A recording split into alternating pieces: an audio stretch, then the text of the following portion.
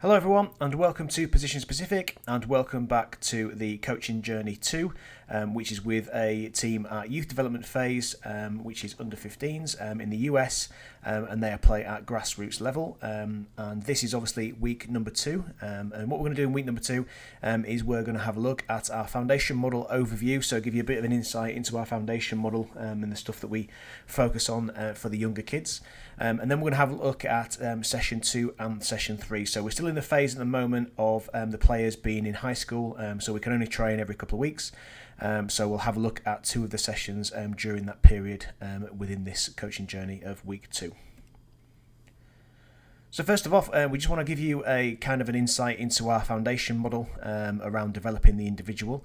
And these are some key things for us that are really important for players to develop as soon as they kind of come into our club and our position-specific program, and obviously move forward and take forward with them as they get into the older years as well. So for us, it's really important that we help players develop balanced technique, and that's basically making sure that they are using the right foot and using the left foot. Completely understand that players will have a stronger foot, which will probably be their super strength, but obviously developing the weaker side is really key, because there's always some point in the game where the weaker foot has to be used, whether it's to dribble away or protect the ball from opposition players, or whether just to make a simple 5 to 10 yard pass.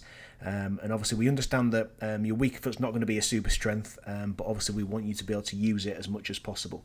And we think if we can help players develop this balanced technique, then they'll become more smooth and comfortable players, and they will obviously enjoy the game more, be more comfortable within a match situation, rather than feeling a bit stressed and under pressure. They'll enjoy the game a lot more and hopefully prolong their playing career into the later years, especially the teenage years. And we do this by having a real focus on brilliant basics, and we'll get into the brilliant basics again, which I mentioned in week 1, again later in this episode. But the brilliant basics is all about using both feet. It's utilising the outsides of the feet, the insides of the feet and the soles of the feet, and making players aware that they've got all those different parts of the feet to use and how they can use those. And then for us, in terms of coaches, and obviously within our program, a non-negotiable is that all coaches should be obsessed with the brilliant basics, and obviously obsessed with 1v1 scenarios for us, and make sure that players are working all the different parts of the feet and equally on both sides. And we feel as majority of the time that's the responsibility of the coach to control this, develop technically balanced players and to control this development. I always find that players will go into sessions and you'll be doing a technical practice where you're asking players to use both feet, and in their comfortable environments, in their own sort of skin, they'll just use the favourite foot. So it's up to you to draw that out as a coach and help them to use both feet. And I'll show you kind of how we do that as we get later on into the episode. Another huge part of our foundation model is individual development pyramid, and this just has a focus of all the kind of little scenarios in games, and broken down, the big game broken down into these little scenarios, and helping players work through these scenarios as much as possible. Once the players become balanced with the technique, they can utilise all the different parts of the feet, and they become really comfortable, mainly in the 1v0, 1v1, 1v2 scenarios that we have down the bottom, and then moving into the rest. After that, we start introducing them to our individual performance wheels in possession and out of possession, which I've mentioned before, and there's lots of stuff on our YouTube channel in relation to those, and we'll get onto those as well later in these episodes.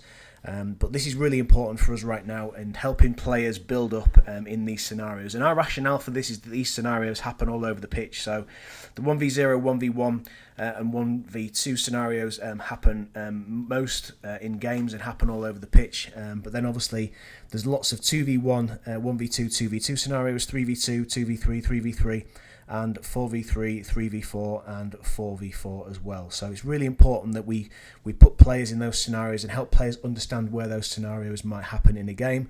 And these scenarios can happen in 7v7, 9v9 or 11v11, or even some of the smaller formats of the game as well that the real little kids will play.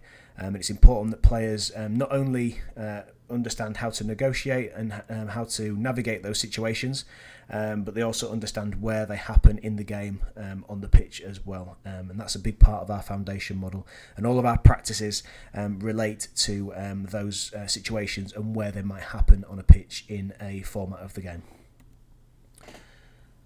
And just to kind of show why we use those scenarios and why we use this individual development pyramid, because majority of analysis shows that the most common interactions in soccer are 1v1, and they cover 25% of all interactions within a game. And obviously, like as we get further into this as well, we've broken 1v1 down into different types of pressure, whether defenders in front of you, at the side or behind. But obviously 25% of interactions in a game are 1v1. 2v1, 1v2, 2v2, 3v2, 2v3, 3v3, 4v3 and 3v4.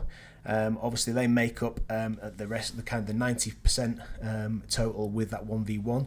And then obviously the other 10% is made up of large interactions, which might be 5v5, 7v7, 8v8, 9v9, 11v11, etc. So really important for us that we have that real kind of balanced technique focus around 1v1, and then obviously all the little scenarios where players might connect with teammates after that as well. But a big part of for us is, especially in this foundation model, is taking the game at its biggest scales, so like 11v11, 9v9, 7v7, and breaking it down into these smaller interactions of the game, and helping players understand and navigate those interactions. And obviously this requires coaches to design a variety of formats to create clear scenarios for players to learn to coordinate those interactions with teammates against opponents. But let's get into our practice here now about our session number 2, which was an individual session. And just to explain what happened in this particular session, this was a holiday weekend over here in the US, so a lot of the players were on spring break. So we only had 6 players available for this session, but we decided to do it anyway because we thought we could really get into some of those players that were available to make it a lot of the individual stuff that I've just talked about within the foundation model. So let's have a look at that now. So practice 1 was a technical practice, and obviously this is around the foundation model and again around those brilliant basics. And I know I touched on this last week in the episode number 1, and this is our brilliant basics list of different kind of skills and actions that we want players to be able to master and players to be able to get really smooth and comfortable in. And what I didn't mention last time as well is the idea behind this is that obviously players will learn about the different types of 1v1s in terms of whether there's front pressure, side pressure or back pressure. But what we want to do with these skills, and obviously using them on both feet, turns them into 32 actions overall. But what we wanted to do with this skills list is we wanted players to master this and then kind of say to them that they can take their individual development wherever they want after they've mastered this, because we think that this will get them smooth, comfortable, using all the different parts of the feet, being able to navigate all the different types of pressure with these skills, and then they can kind of go away and learn the more elaborate skills that kids and players like to learn, or what they see on the TV and what they see the stars doing. But for us, this was a great starting point in terms of for coaches, especially coaches over here and players over here, just a real good starting point in terms of that individual 1v1 kind of skills of just getting down and nailing these skills perfectly, whether it's front pressure, side pressure or back pressure. So what we did with the players in this first practice, in this first technical practice, is because these boys are 15 now, we wanted to do a couple of practices where we link all of those kind of skills together. So this first practice that we did was just really simple. So as you can see the setup in the picture there, we've got 3 kind of little zones, which I'll get onto the sizes of those in a minute. We've got 2 mannequins on separating the zones, and then we've got 2 mini goals at the end as well. So what we wanted to do is we wanted to put these players through a technical practice where they engaged in 3 types of 1v1 with front, side and back pressure. So players start and they'll just dribble up to that first mannequin. They'll take on the first mannequin with one of the 1v1 front pressure skills. They'll dribble up to the second mannequin. They're then going to, when they get to the second mannequin, they'll use one of the 1v1 changing direction skills to come back towards the first mannequin. They'll then play a pass back to the next person in line, and then they'll come in front of that first mannequin, and then they'll use one of the 1v1 back pressure skills to go around the mannequin into the space, and then they're going to pass into one of the mini goals, depending on which side they're on, from that middle zone. So, and obviously in this as well, players are using both feet, especially on the final part where it becomes the pass. So if they move into the space on the right hand side, they'll use the right foot. If they move into the space on the left hand side, they'll use their left foot. So obviously all I did in this was I just made sure that players work through a variety of the skills that you've just seen on our skills list. Obviously we didn't go through all the combinations because there's hundreds of combinations in terms of when you're putting these together, but it was just a case of making sure that we were putting the skills together, and we were kind of touching on using the outsides, insides of the feet, and the soles of the feet, and using both feet as well. And I'll show you how we did that kind of when we get into the next video as well. But this area we used, because the boys were a little bit older, so we used a little bit more space. So we used a large area, so 36 by 12 yards. We only had 6 players at this session, so we didn't have to set the practice up twice. And we just made sure that players did about 12 actions per player, which took about 12 to 15 minutes. But like I said, just a variety of those skills that you've just seen on the skills list we used in this particular practice. But let's have a look at the players doing this live. So what I've done here is I've taken this video from our individual model, which is just one player doing the practice, just because when there were 6 players on the original video, it was difficult to see the actions, so it'll just make it a little bit easier for you to see the actions on this particular video. But like I said, we're just going to run through the front, side and back pressure kind of skills. So the first one was just up to the mannequin, a little shift with the outside of the right foot. Up to the second one, a little outside hook with the right foot. Back in front of the first one, and then a first time touch around the corner of the outside of the right, and then a left foot pass. But as you can see, that was all right foot apart from the pass, and all like outsides of the feet. So inside this time with the left foot. So around the first mannequin with an inside touch with the left foot, little inside hook past the second mannequin, change direction, and then a little touch into the space with the inside of the left foot, and then a left foot pass. So the third one we did was a little step over this time past the first mannequin, a little inside drag, change of direction, and then on the final one we just did a little pinning exercise with the sole of the foot, and then a drag into the space and a left foot pass. And then the next one was the same thing on the weaker side, so a little step over and shift with the left foot, little inside hook, drag back with the left foot, sole of the left foot, in front of the mannequin, little pin again with the sole, drag into the space, and then a right foot pass. So as you can see, if you think back to that list, or if you want to go back and have a look at that list, we just took one skill from each of the categories and put them together in this drill, and then obviously had a little pass at the end of it as a little bit of an end product for the players, just to have that concentration right towards the end through the actions. But what we did after that is we took it into practice 2, which was a skill practice. And again, this skill practice was exactly kind of the same as before. We wanted players to go through all the kind of types of 1v1. So we wanted to have front pressure, side pressure and back pressure all within a 1v1 practice. So what we did is we broke it down into 3 parts, but obviously the 3 parts were continuous. So the players rolled through all 3 parts in pairs, and this first time I've done this practice after designing it, it turned out to be a really good one. The players loved it, and what we found as well is that it was actually a bit of a physical one for the players as well, because they ended up playing for about 30 to 40 seconds going through the 3 different 1v1s.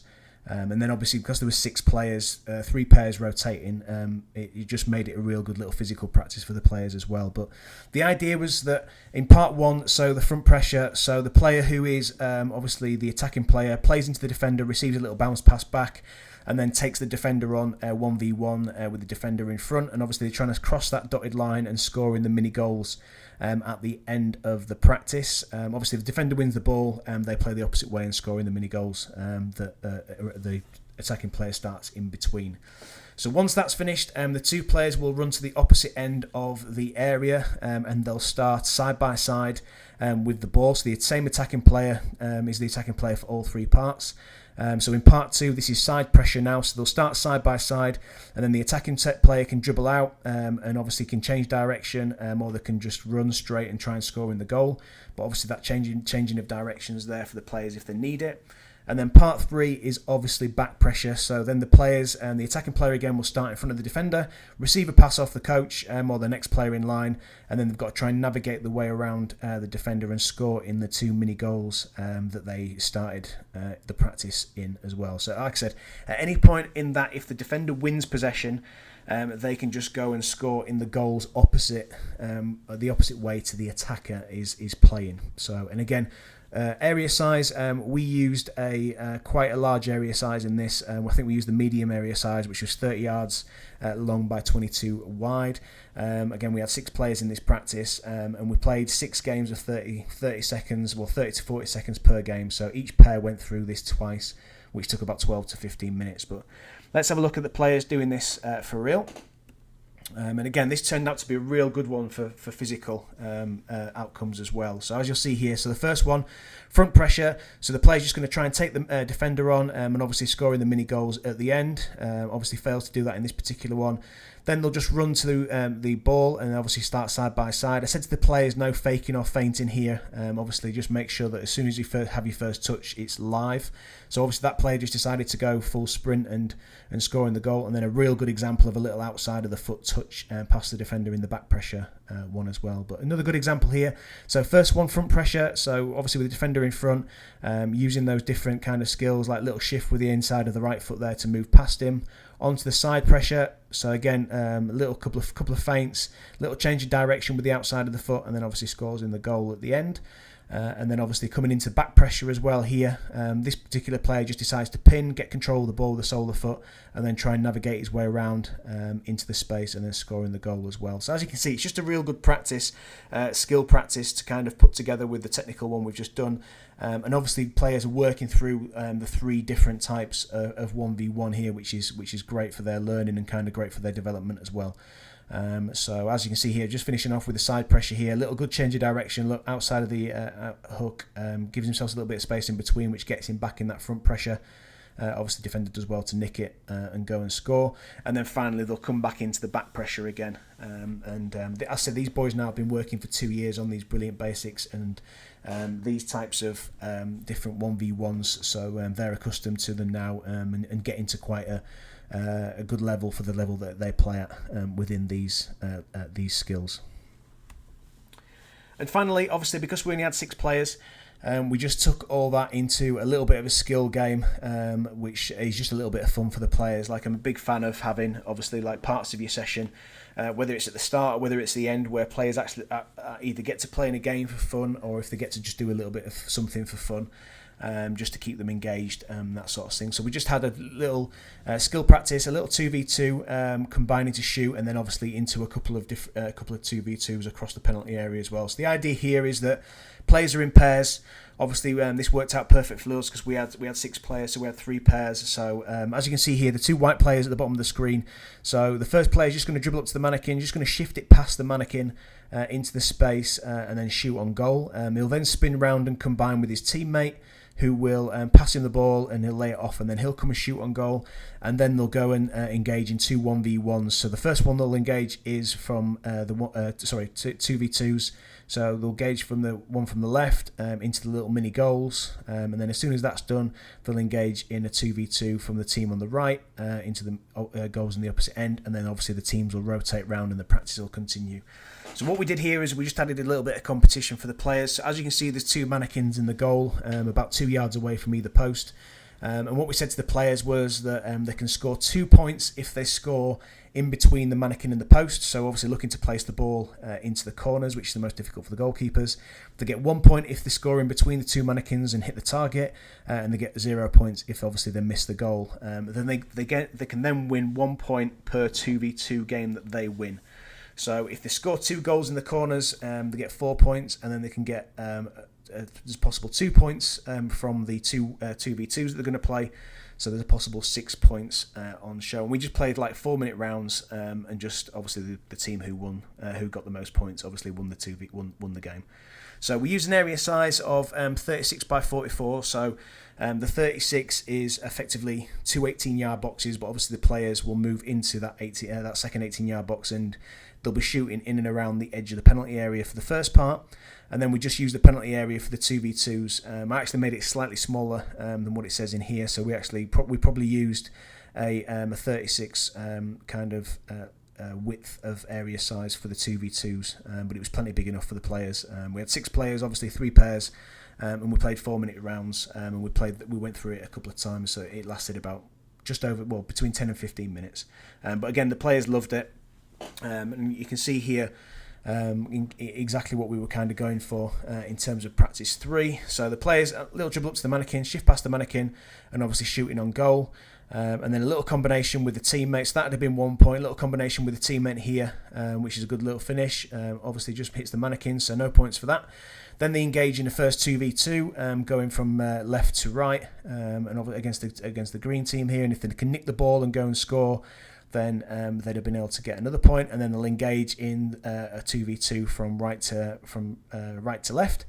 And obviously, if they can nick the ball here again and win it, then they'll score another point as well. But the points in terms of the 2v2s were available for these players who were not taking part in the first bit and just taking part in the 2v2. So points were available for them as well here. So a little 1 point for that one.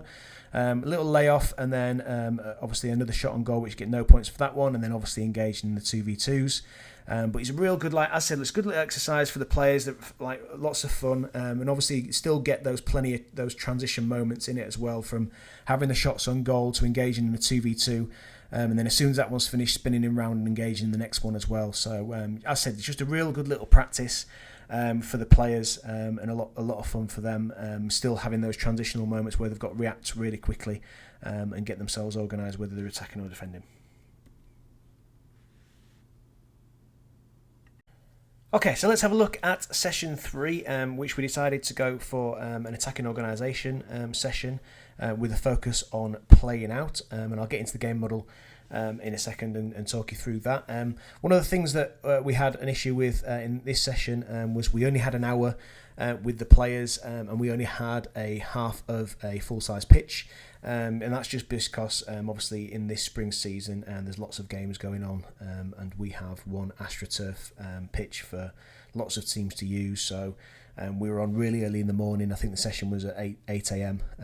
And we just have half the pitch, and obviously we only had an hour, so we had to try and squeeze a lot in an hour with the players, obviously because we only have them once every 2 weeks. But we had more players than last time, so we had plenty of players to go after some of the attacking organisation stuff that we do a lot, and we'll get into that in a second. But a quick reminder of the game model that we use at Position Specific and here at the club. So obviously we've broken it down into 4 phases of the game. So we have attacking organisation, which is usually when you have the ball in an organised state and you have good control of the ball. Obviously when you lose the ball, you go into defensive transition, and obviously you can either win it straight back in defensive transition, or the opposition can gain a little bit of control, which means you have to move into defensive organisation, which usually means getting into organised state where you can keep the ball to one side of the pitch or down the sides of the pitch, or move the opposition back into their own half, and then obviously set up your pressing kind of strategies. And then obviously when you win the ball back from there, you go into attacking transition, and obviously in attacking transition you can either progress the ball and attempt to score on goal, or you can obviously keep possession of the ball and retain it, and obviously when you retain it you'll move into attacking organisation when you do that as well. But like as I mentioned before, all the 4 phases of the game, or all our 4 moments of the game, have their own specific language, and they have their own specific target in terms of what we are trying to achieve within the game, and obviously that target helps us shape our analysis, and then obviously shape what performance problems we need to work on in the coming weeks after a game. So in this session, obviously, we're going for attacking organisation. We're looking at the playing out part of the attacking organisation. So in attacking organisation, we have 2 parts. We have playing out, which is progressing into the attacking half of the pitch. And then we have playing in, which is progressing into the opposition's penalty area. So we're going to focus on playing out in this particular session today with the boys. And obviously that's progressing in the second half of the pitch, and we want to do that 50% of the time that we have possession of the ball. And what we're going to do is we're going to work around some scenarios that come with playing out in attacking organisation.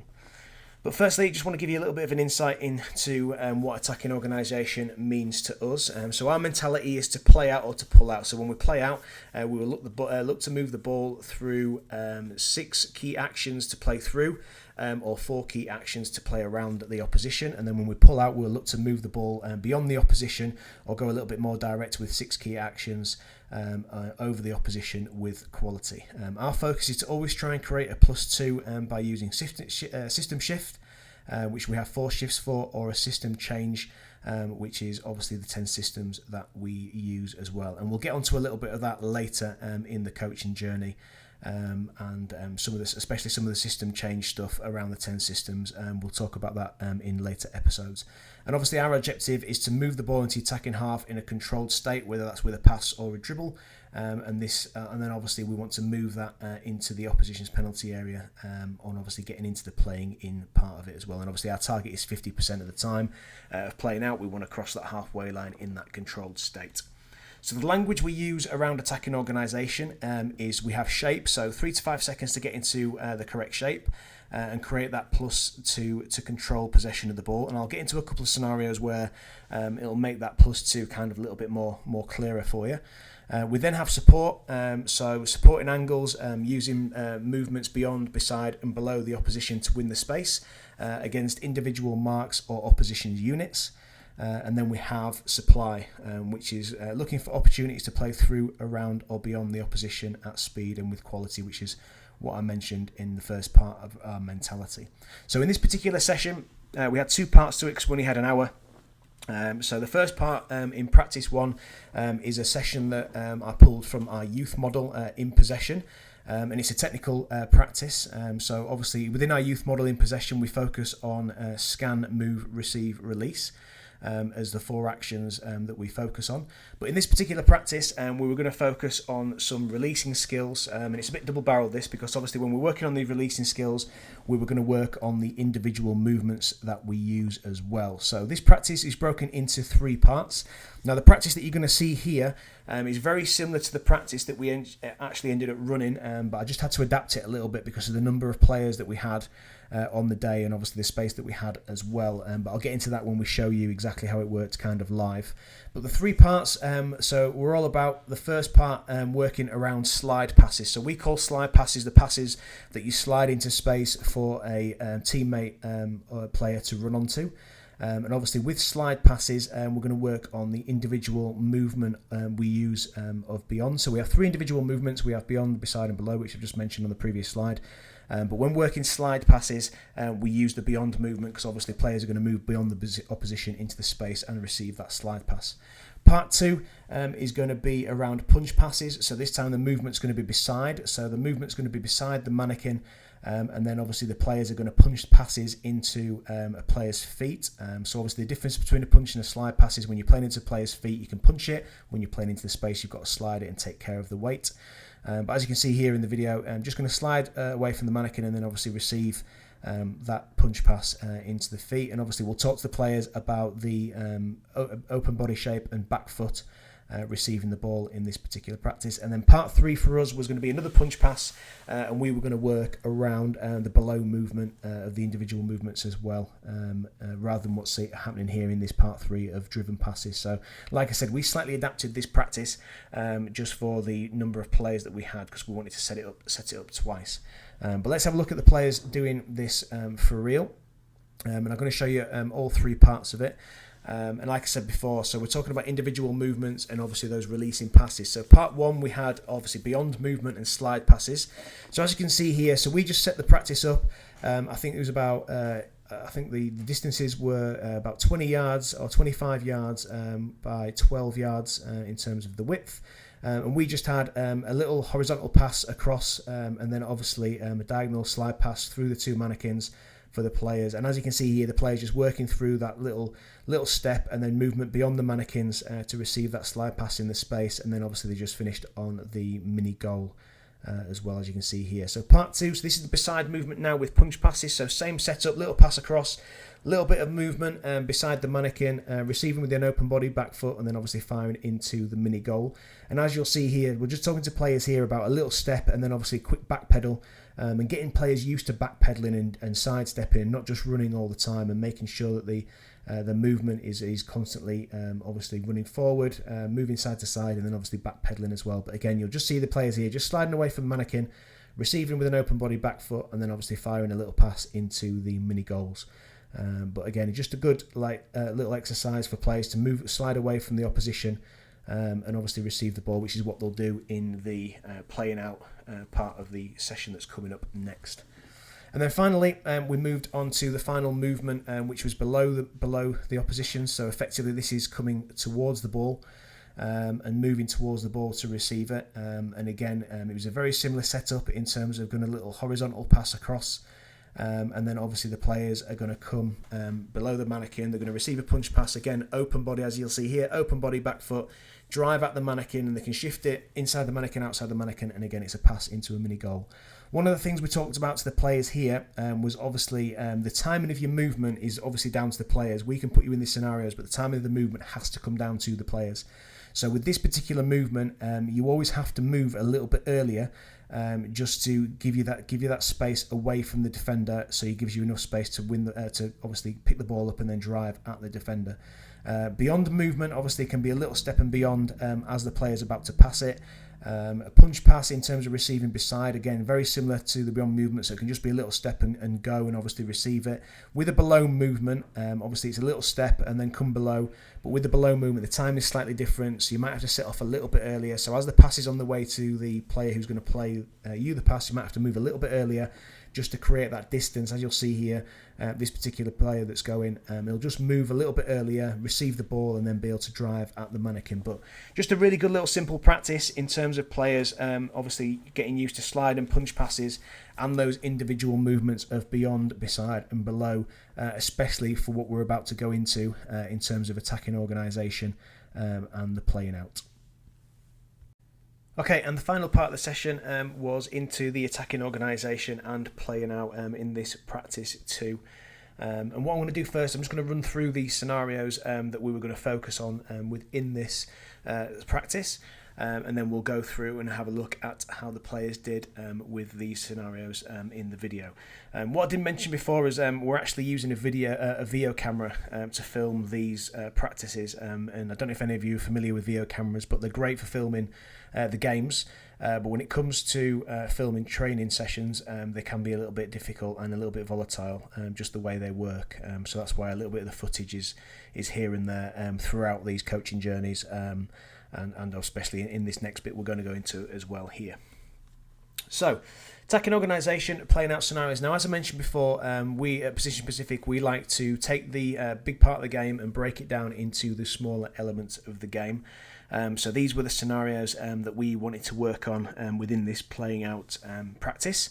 So the first one that we wanted to work on, we were just using an area just inside the width of the penalty area and just up to the D of the centre circle, which you'll see in a minute when we get onto the video. But what we wanted to do is we wanted to have the goalkeeper, two centre-backs and a defensive midfield player, and playing against a centre-forward and a central midfielder. Now I've written orthodox there because this is obviously orthodox 4-3-3, so the scenario was where it'd be goalkeeper, two centre-backs against the number 9, and then the number 10 would be marking our number 6, so kind of like in that orthodox 10 and 9 positions that you'd find in a 4-3-3 effectively. Next scenario we're going to work on was the goalkeeper, two centre-backs and a defensive midfielder against the centre-forward and central midfielder flat this time, as you can see in the picture there. So the 9 and 10 are flat side by side. Now that can be a case of playing against a 4-4-2, or it can be a case of the number 10 jumping out from marking the number 6 and obviously putting pressure on the other centre-back as well. So just working around that 4v2 scenario there, which again refers back to that kind of that +2 that we're always trying to create in these playing out scenarios. Third scenario we're going to try and work on was the goalkeeper, the two centre-backs and defensive midfielder against against a centre forward and two centre midfielders, and obviously the centre midfielder this time we're looking at in this kind of the jump scenario. So what we'd have here is obviously, like as you can see from the picture there, so we have that 9 and 10 flat up against the centre backs, and then obviously one of the other midfielders for the Reds is just going to jump onto our 6. And how we deal with that situation is obviously we become a double pivot, as you can see in the picture there, and we like to keep the other attacking midfield, the other central midfielder, a little bit higher and to one side, just to create that little bit of space on the opposite side, potentially for our number 7 to come into that space and connect and overload the midfield areas as well. And obviously it looks the same on the other side. So if in the picture here, if the 6 jumps onto R6, then the number 10 will create that double pivot alongside and create that 2v1 against the 6, and obviously leaving that space potentially for our 11 to come in and overload the midfield area. Fourth scenario we're going to look at was our goalkeeper, 2 centre-backs, 2 full-backs and a defensive midfielder against centre-forward, 2 wide forwards and a central midfield player as well, as you can see from the picture there. So again, just creating that +2 and making sure that we can kind of build out in that scenario as well. And obviously, final scenario that we're going to look at was our goalkeeper, 2 centre-backs, 2 full-backs and a defensive midfielder against centre-forward, 2 wide forwards and a central midfielder. And I've put press 2 there, or a 1-3-4-1-2 system. So effectively what happens here is we talk about our different presses, and this would be press number 2 for us, which I'll get onto later in the coaching journey. But that's effectively when one of the wide forwards comes alongside the number 9, as you can see in the picture here, and looks to press the opposition, both of our centre-backs. Or you can look at that as a potential where the opposition are playing a 3-5-2, and we've got it listed as a 3-4-1-2 there just because of the midfield dynamics. The midfield dynamics will be effectively 2 defensive midfield players and 1 attacking midfield player, and obviously that attacking midfield player is marking R6. And just how we deal with that is we'll just slide a centre back in between the 2 forwards, and we'll drop our fullback down into a centre-back position as if we're playing out with a 3 at the back. And again, it's just to create that 4v2 and that +2 where we can build out against the 2 centre-forwards. And obviously in a game, then obviously we'd have our wide forward and just drop a little bit deeper, effectively becoming a wing-back in a 3v2 that we'd go to play out against that. And obviously what it looks like on the opposite side, so if the 7 slides in alongside the number 9, then our number 4 centre-back will just slide in between, our 3 will drop down to create that +2 again, and we'll build out, or we'll try and play out in that scenario with those players there. So admittedly, in this particular session, we didn't get through all the scenarios, so we actually missed out scenario 3 and scenario 5, just because we were a little bit pressed for time. And we wanted to make sure that the boys had 5-10 minutes game at the end, just so they could blow off a little bit of steam like most players want to at the end of a session. But we'll touch on those scenarios later in the coaching journey when we get to more regular practices with the players. But let's have a look at the practice that we kind of set up to do all that. So this was the practice we set up in terms of part 1, where we were going to work through scenarios 1, 2 and 3, and we ended up actually just working through scenarios 1 and 2 in part 1. But as you can see here, so we used an area just width-wise just inside the penalty area, and obviously then we had the length of the area was just in front of the centre circle there, just in front of the D. And how we did this was obviously wanted to keep the attacking players engaged. So what we did was we allowed the attacking players to kind of dribble up and have a finish on goal. So obviously we're using 2 attacking players, so instead of just having them defend, we wanted to make sure they were engaged, so we allowed them to have a couple of finishes on goal first, and then obviously they go into the defensive part of it as well. So as you'll see from the video here, so the number 9 is just going to dribble up, shift it past the 6, have a shot on goal, is then going to spin round and combine with his teammate, and then obviously they'll get in positions to defend and we'll play out against that setup. And we did that for all the scenarios apart from when we got to part 2. And what we did in part 2 was we just had the players set up in the defensive positions to play it against the 4. And then we allowed them to, obviously when we'd finish the attacking part, so we finished the playing out part, we'd fire a ball into the attacking players, and then they could have an attack on goal. Again, it's just to keep them engaged when you're working around these scenarios. So as you can see here in the part 2 bit, and we just play out as normal from the goalkeeper. We try and play out and obviously score by getting into the little goals on the halfway line, on that obviously that end line, or playing into driving through the little gates on the side as well for the fullbacks. And then once that happened, one of the attacking players would fire a ball into his teammates, and then they'd have an attempt to attack on goal as well.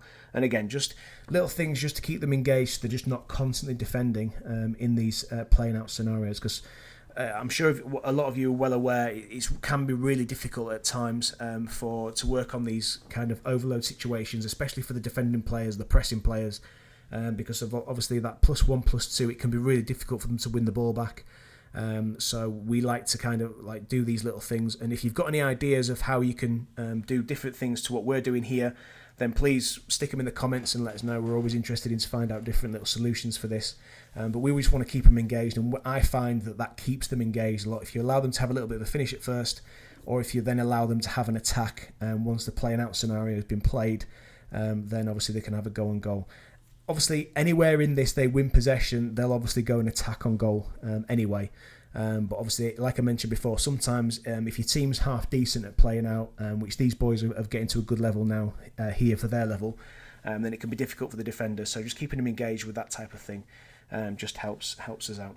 Okay, so let's have a look at some of those scenarios with the players and how we worked them. So the first part in this practice 2 was obviously the goalkeeper, 2 centre-backs and a defensive midfielder against a centre-forward and a central midfielder. So as you can see here, so first player goes out, has a strike on goal, combines with his teammate to have another strike on goal. Then they'll get into those positions of a 9 and a 10, and then we'll play from there from the goalkeeper. And as you can see here, so we're just looking to create space. So we'll just work the 2 players and just wait for the right time to go forward. And then we had the 2 little goals in and around the halfway line, which would act for us in our 4-3-3 as our 2 attacking midfield players. So I said to the centre backs at times, look, there's no problem with you firing the ball straight into those little goals, as if you're playing into our attacking midfield players. But again, we're just trying to work the 2 players who are defending, and we're just trying to work them into obviously create space.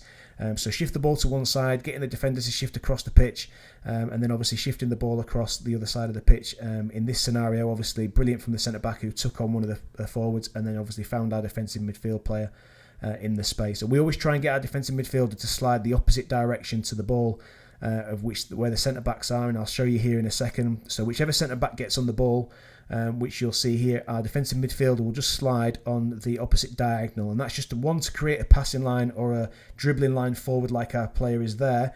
And obviously if the number 10 jumps out and presses, then that obviously creates space for the defensive midfielder to get the ball in between. But as I said, we're just working the 2 players, using that plus 1, plus 2, and obviously finding a way forward. Part 2, so goalkeeper, 2 centre-backs, defensive midfielder against a centre-forward and a central midfielder who are flat. Again, so like I mentioned before, as you can see the VO here doing its own thing, but as I mentioned before, this can be either the number 10 jumping out and pressing alongside the 9, or you could be playing against a 4-4-2. So obviously your free player becomes the defensive midfield player, and as you can see there, good little bit of movement off the shoulder down the side to receive the ball and obviously make a pass into the goal. So we talked to the players a lot about that. So if the defensive midfielder can slide off the shoulder and receive the ball down the side, that's great. If the 2 attacking players are marking kind of where they're going in between the defensive midfield player and the centre backs, then it might be a case where the defensive midfielder slides in between the two forwards and creates a back 3 with the players. Again, sliding off the shoulder again there, look, and obviously, and then finding the space on the opposite centre half on the opposite side to scoring the goal. But yeah, we talk about if the defenders are defending quite cleverly, then sliding in between and creating a flat back 3, which allows your 2 side centre backs to spread out a little bit and then create that space down the side again. And again, this is all about manipulating the opposition players as much as possible and finding that free player to eventually go forward. And as you'll see here, so the 2 defenders here are just moving between the centre backs and the defensive midfield player. And obviously creating space on the opposite side for the opposite centre back to get the ball and obviously end up playing forward as well. So again, as I mentioned before, it's all about creating that space, creating a free player to go forward, and just manipulating the opposition as much as possible. And I think you'll see here the 2 defenders do a real good job of defending in between the centre backs. As you can see there, and obviously cutting the pass off to the defensive midfield player. So as you can see here, he was close to going in between there, but just real patient with it, and just obviously creating that space again on the opposite sides, and obviously being patient, looking for a way forward, and eventually getting a pass forward into those little goals, which obviously I mentioned before act as attacking midfield players if we were to have more players involved in the session. So final part was the goalkeeper, 2 centre-backs, 2 full-backs and defensive midfielder against a centre-forward, 2 wide forwards and a central midfielder. So real good example there of just like into one of the centre-backs, into the full-back who obviously dribbles inside and plays to attacking midfielder, which is represented by one of the goals.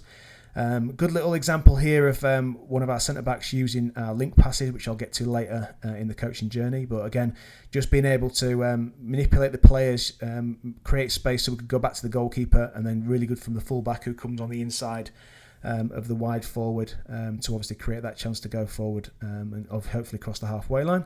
And then obviously this is the bit where we fire into the attacking players, so they get their chance to have an attack on goal. Obviously the game's still playing after this one.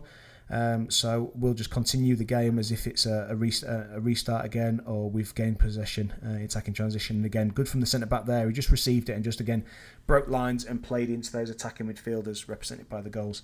Again, another example of the link pass here where he's just going to play to the full back, carry his run on to take players away. Ball can then go back into the goalkeeper and then it can be shifted across the pitch. And again, just a good example here as well of obviously fixing the wide forward. And being able to play and obviously into the defensive midfielder. Again, we'll circulate the ball across the pitch, and then again a good example of the centre back just stepping forward with the ball and making a good pass, breaking those lines again, hopefully into attacking midfielder who's in between the opposition lines, and then again ball comes in and allows the defensive boys to have a go on goal. But again, just creating those scenarios and creating those situations where we're manipulating the opposition as much as possible. We're moving the ball to create a free player within that +1, +2, and obviously then managing to get the ball forward and hopefully cross the halfway and then a control state. Again, another good example of that link pass where we can go back through the full back to the goalkeeper. Again, real good example here of the fixing. See how he's driving towards the wide forward to fix him and then fires a pass straight into our fullback, who's then obviously in a position to cross the halfway line in a controlled state. But again, all of the scenarios, we break it down as much as possible, just to give the boys the most amount of knowledge around the scenarios and just help them work those scenarios in terms of that +1, +2, creating that free player to eventually find someone who can go forward and hopefully cross the halfway line in a controlled state, whether that's with a dribble or a pass. But again, just a little idea in terms of a practice when you've got a little bit limited space and limited time, but you can still work through a lot of those attacking organisation playing out scenarios. Okay guys, thanks for watching. That's it for episode 2 and week 2. Again, as I mentioned last time, our website is now live, where you can look into all of our stuff a little bit deeper, and obviously there's hundreds of practices there as well to be able to work on all the different phases that I talk about and all the different models that I've talked about within this episode. But what's coming next in week 3 is we're going to go through session 4, which is defensive transition, and session 5, which is defensive organisation. And then because we're coming to the end of those 5 sessions that I mentioned where the players are in high school, and we get them back kind of normally to 2-3 sessions a week, we're just going to show you our 4-week plan leading into that regional tournament in Hawaii. So we'll break it down in the 4-week plan with all the training sessions, details about all the training sessions, the different games that we're going to have, and then obviously moving into that tournament in Hawaii. Interesting one around session 4 as well. We had to change the session last minute because of the weather, and I'll get into that a little bit next week as well. But I'm sure as you guys are well aware of some of the issues that I talked about in here with players on holiday, so having a small number of players, only having an hour's time and half a pitch. And obviously next week as well we'll talk about how the weather changed a session as well. But obviously you guys will be adapting all the time in your sessions, and I've worked at lots of different levels and it's the same everywhere. You're constantly thinking on your feet, constantly adapting, and that's one of the reasons why we wanted to do this coaching journey, just to show how we do it and how it can happen at different various levels as well. But thanks for watching, hope you enjoyed it. Make sure you hit the like button if you enjoyed it. If you're new to us, make sure you hit the subscribe button, and we'll see you next week.